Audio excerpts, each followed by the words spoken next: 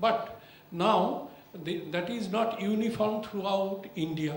So that should be uniformity there, and the spread of community college throughout the states should be uniform, and particularly in the undeveloped area, that should be spread immediately. And for that, we should exchange our views amongst ourselves, and particularly involvement of the regional center of IGNOU. That should be very helpful, so that the regional center management and the community college, those who are involved in it, that they should sit together and they exchange their opinions about the functioning of the community colleges where there is a lapses. So there should be a very good coordination amongst all the groups, and in that way it should be developed, and definitely the system should be there in such a way that the proper coordination and already the autonomy should be strictly maintained. That is my opinion. Thank you. Thank you. I think she wants to talk about the quality issue. I just want to add about what sir was saying. In fact, how we do in Navjyoti. What we've done is we have identified our processes in Navjyoti IGNOU Community College. So for example, we have 6 processes, right from community outreach to enrollment of beneficiaries to conducting classes, then follow-ups, parents, teachers meeting, and even administration and placements. So what we've done is we've developed our own process manual which has clearly defined the process steps, the accountability and the key performance indicators. So we have developed our own check systems to ensure the quality in our community college. So that is something which all the community colleges maybe they can do. They can develop their own process manuals with clearly defined performance indicators. So that's how we do a check on ourselves. Once it's ready, we'll put it on our website. You can take it and customize it to yourselves. Whatever we do, we will put it on our website, and I think that's what should be, a full exchange of whatever we individually do, so that we don't have to reinvent the wheel. We can borrow things from each other. What do you think about it? So let's look at so whatever we do, Chandni, put up all these things on the website as you do. Any course curriculum, any document like this, any operating procedure we do in our community college, we can put it on the websites of each of our own colleges so that we can see it, take help from each other, and we can attribute it to that college, saying this is taken from such and such college, and it is a worthwhile document. So I think we should be transparent on that. Madam, we have already initiated, in fact, through the community college admission management system and examination management system, we have enabled online admission and online declaration transmission of result. That's the administrative part, and we have started a community college wiki exactly to facilitate what you have mentioned. So we will do, let's use that, and whatever course we do, we all take new initiatives. कोई course design कर रहा है, कोई operating procedure बना रहा है, कोई manual बना रहा है, कोई practices develop कर रहा है. Whatever we have, these we can put them on the site. I'm Debjani Roy. I'm from IGNOU from this. In fact, Dr. Ghosh had circulated town schools counselor book, in which there were 28 programs whose course structures were given along with credits, each domain-wise sector, their employability opportunities, and what are the skills achieved after each program, vertical mobility in each area. All that was circulated by Dr. Ghosh. And like Chandni said, even Town Schools has built a process manual, and exactly the same, we call it training cycle evaluations. So each cycle, starting from mobilizing communities till evaluations and placements, and then tracking placements, because there's so much apathy in the communities that these people are employed through job fairs, but within 15 days they leave the job. So we have a kind of system by which we motivate them that if you are on for 3 months in a job, we'll give you an award, cash award.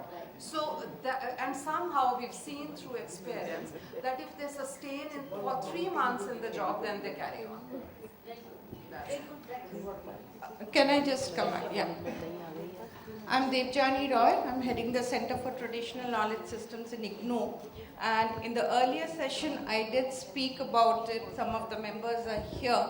What I wanted to make a suggestion is IGNOU has already formulated what is called a regulation for the accreditation of the prior learning, accreditation and certification of the prior learning. And I thought these community colleges could be a good place where in our traditional systems or even otherwise, ACPL is a system which is a worldwide system which is being followed in other educational academic institutes across the world. In India, we've just started talking about it. And through the community colleges, if we could, by the method that we are formulating, is accredit the people who already know they have the learning, and we give them the recognition and the accreditation and take them as the masters, then they can go forward. They come from the traditional societies, for example. Like we are already doing a project with Department of Ayush, where we are accrediting the traditional health practitioners across 8 states in the country, and where we certify their skills and the knowledge. Similarly, we can certify the skills and knowledge in any other sectors, like we follow the APEL, accreditation of prior experienced learning, or accreditation of prior certified learning, and take our own community people. They have the knowledge. Why should we give them the modern training? Accredit and certify them for the knowledge they have and put it through the communities, and then develop skills which is relevant to that particular region wherever this community college are operating. It will be more relevant. And then, for example, in the traditional knowledge systems, we are giving training for Panchakarma therapy. Initially, there was a lot of opposition. Panchakarma therapists, people, the youth we sent from Northeast, they initially felt they are not given their due respects, because initially they thought they would become like equivalent to doctors. But the moment they got placements in Ramaya hospitals in Bangalore or in the wellness centers in Bangalore, even now they're getting placements, they have gained confidence. We got more and more requests, and now PMO's report now is suggesting IGNOU to give similar training for the Jammu and Kashmir youth. Similarly, a disability sector, for example, like we have to think of skills which is relevant and what we need. So we gave training which we call as barefoot audio technicians, because hearing disability in children is one thing which goes undetected till the child is 7 or 8 years old, and by the time, most of the time, it becomes irreversible, a defect. So we are training youth who are mostly school dropouts, but not only dropouts, even educated, unemployed youth are coming, who are being trained for 6 months, given IGNOU certificates, and the SSAs are picking them up because they do not have trained personnel to go and screen the child for their hearing disability, even so repairing of hearing aids. NGOs, they do good acts of distributing hearing aids, but what happens when they go? So similar things could be introduced. This is a concept which IGNOU, we have formulated the regulation, it has been passed in the Academic Council. Very good. So it can be opted. Thank you. Just a suggestion. Friends, I have something interesting for you. I don't know where, I brought this little sheet for you when Dr. Ghosh called me yesterday to say, to chair this session for you. From my own library documentation, this appeared in a newspaper of November, sometime in November. If you wish, I can put it on the navjyoti.org website. You can download it. India needs 240 million jobs by 2020, by another 10 years. 240 million. 240 million. I'll tell you exactly the areas, if we focus on, we will be contributing to this 240 million. And let me quickly run through you so that you can focus on these through your community colleges. The biggest employment generation would be the informal employment sectors, which we are directly dealing with, is 37.6 million. And in this informal employment sector, friends, is the areas of domestic help, which you can call as home support services. Rather than calling domestic help, let's call it home support. And to my mind, home support is a woman supporting another working woman. It's like a personal secretary at home. Just as we have personal secretary in the office, we need personal secretaries at home because every working woman needs home support.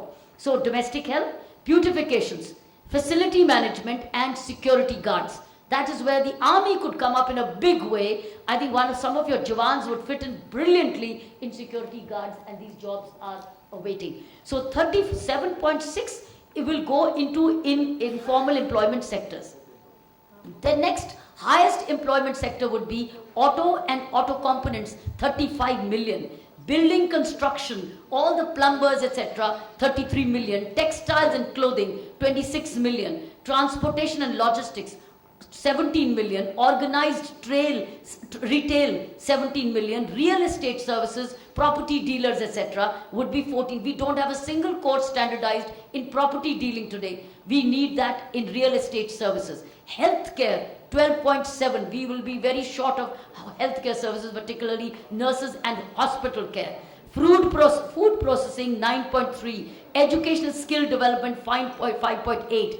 IT and ITES, 5.3. Gems and jewelry, leather and goods, banking and services, tourism and hospitality, furniture and furnishings, electronics and IT hardware, media, entertainment, chemicals, all about below 5 million people. Now, where will they come? It's construction material. Now, I have another study which is given here, which is being done, that with 16,500 workers trained in 10 years, Larsen & Toubro is a rare